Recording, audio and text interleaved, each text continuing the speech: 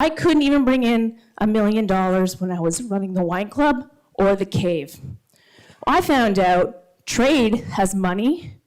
Getting consumers to pay money on a regular basis, very hard. So my consumer portion of my business all went away, and I focused strictly on trade.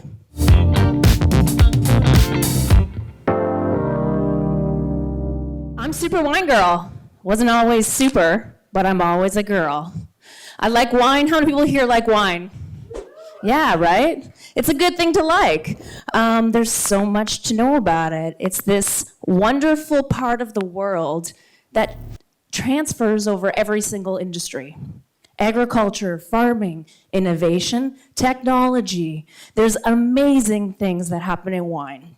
And we're in a bit of a wine revolution renaissance right now, so I'm excited to be young-ish in it.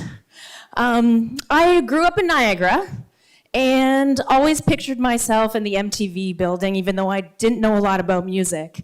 And somehow I ended there in wine, and I do morning show television. I am an international wine journalist. I've taught, I started a wine school, and I'm gonna get into that a little bit more, but I sort of grew up in wine country, ended up in Toronto, small town girl, trying to make it in the big city. Lots of wine, no friends. So what did I do in 2006? I graduated from Brock in a business program, moved to Toronto to find a job, had lots of cases of Riesling. I started to throw small wine parties in my house. I was in a basement. They got bigger. I actually founded it originally with a friend of mine from university, and we got a ton of press. Back in 2006, I learned how to blog. I learned HTML coding, I learned how to write, and I learned how to pitch broadcast. And I got all of those opportunities. It was very cool. I look back now and go, wow, that is 13 years ago.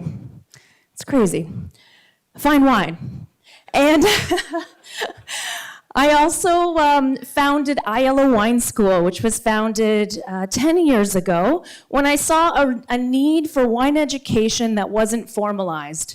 I think there's one thing about wine is it's intimidating, and there's a lot to know. So where can you go and just drink and learn? You only got to learn a couple things at every class, but you come to 6 of my wine classes and I can make you a pro.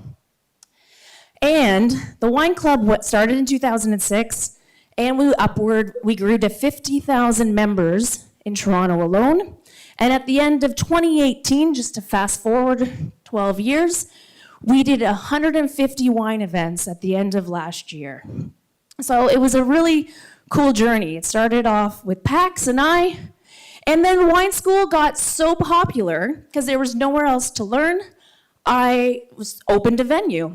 In fact, I got my first office and I met the owner of the building, started chatting. He showed me the basement, and I was like, everybody wants to learn about wine in a basement.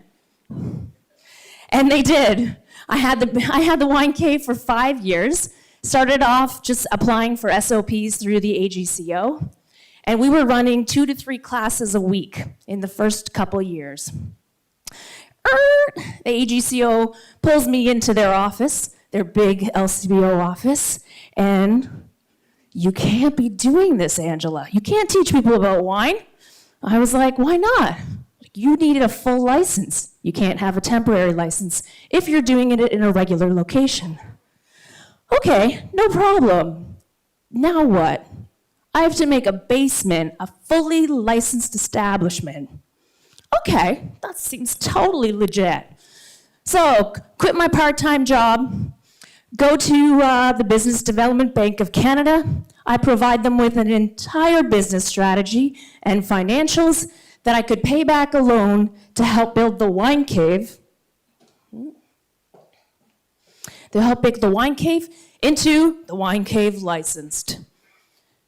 I ended up getting a $100,000 loan to open a venue. That's enough money, right? Yeah, nope. No. In fact, my entire process to license this establishment for my first time was over 2 years and over $130,000. It was double what I expected it to be. That's kind of shitty. It is. And the best part was BDC kept giving me money. Here, no problem. You're already in debt. Here, we'll give you some more money. Great, I need it, actually. I have a team of 6 where I have to give them full-time employment for wine school and wine events to satisfy cravings of 50,000 Torontonians who wanted to learn about wine.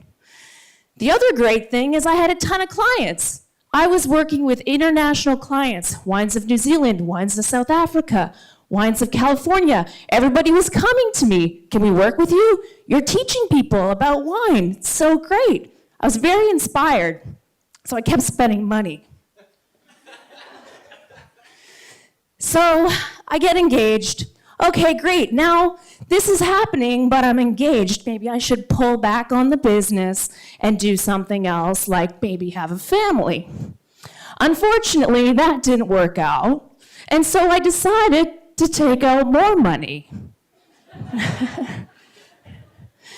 And we finally get the license for the cave.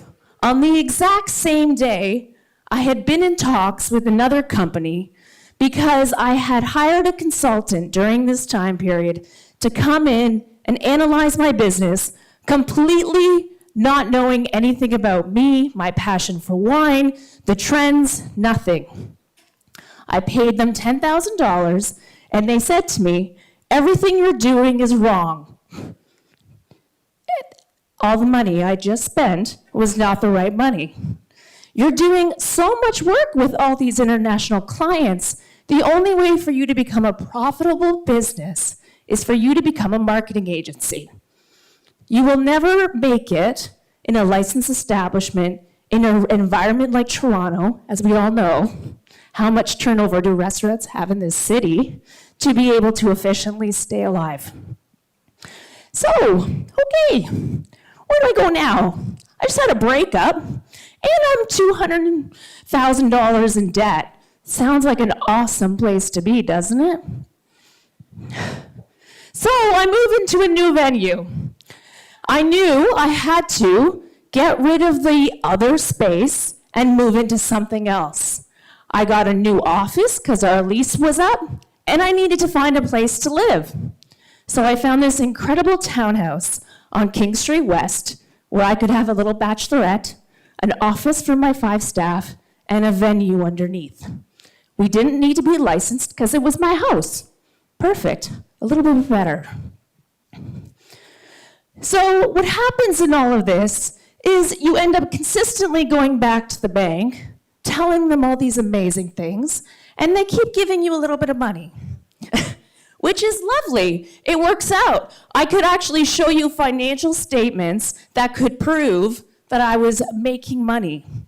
But what happens is when you're a self-funded business and you have $200,000 to pull from, you need more than $200,000 to pull from. You need $1 million line of credit to help something grow, not $200,000.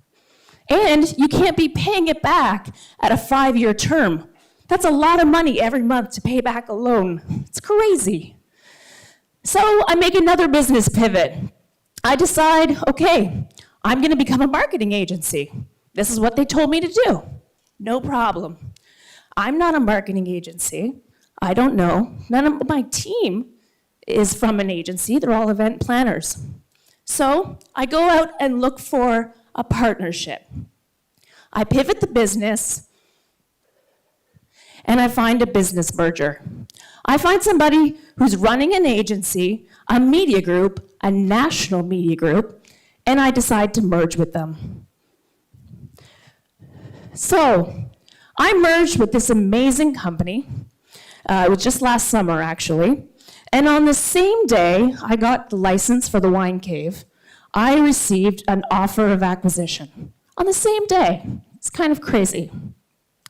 Then I go into this merger, I bring my team with me, and I have a loss of my number 2. She unfortunately has some mental health issues, and she ends up not coming into work one day and not coming back again.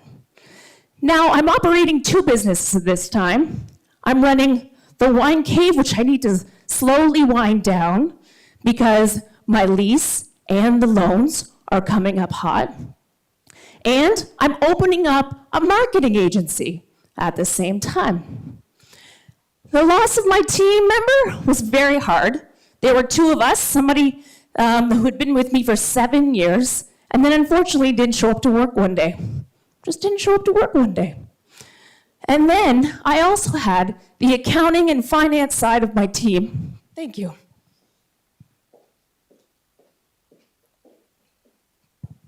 I had my entire accounting firm go bankrupt and black.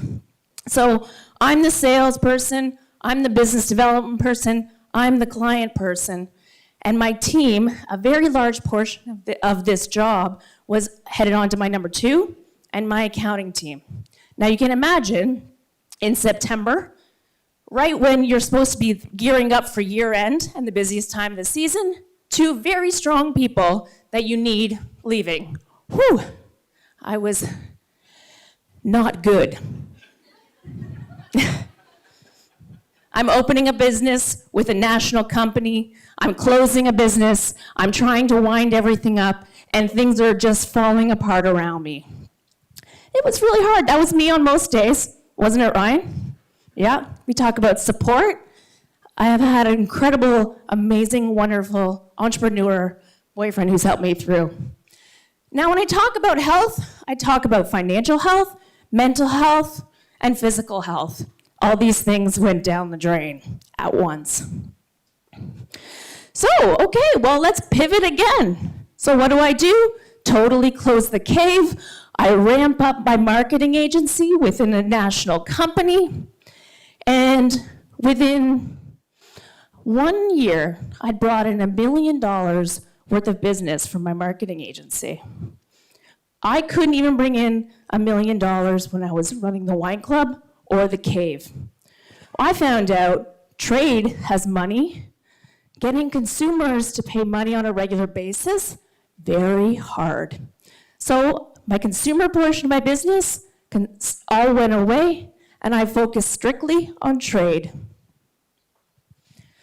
So I merged last summer, which was August, and August to most of December was horrendous, and the last 18 months of my life have been incredibly challenging. In fact, I've had a loss of my own money of $260,000, a self-funded business of which I took out all loans against my personal financial health. But what's so exciting is this year, I closed that business. And it might not seem like something you're proud of to close a business, but for me, I started this business on passion, and I'm closing it because I'm burnt out. And what's so interesting is there's a lot of businesses that get started out of passion, but what people don't talk about is passion can burn out, and you have to keep that passion alive. So what I've decided for 2020 to keep my passion alive is to close my business, be a one-woman show, travel the world, drink 10,000 glasses of wine, and share a story about, one, how easy it is to get money from a bank for your idea. I can tell everybody how to do it. I can hook you up. But the bad news is you gotta pay that money back at some point, and sometimes it's a lot of, they make it seem really great. Oh yeah, this is not a 25-year mortgage. This is a 5-year payback plan. Imagine having $10,000 a month just to pay back your loan. Whew, hard. And so, that's my story. Have you ever failed in a project, career, or business? Whether you have or not, you can become a Fuck Up Nights organizer in your city, company, or university. Learn how at fuckupnights.com. Join the movement. Fuck up the system.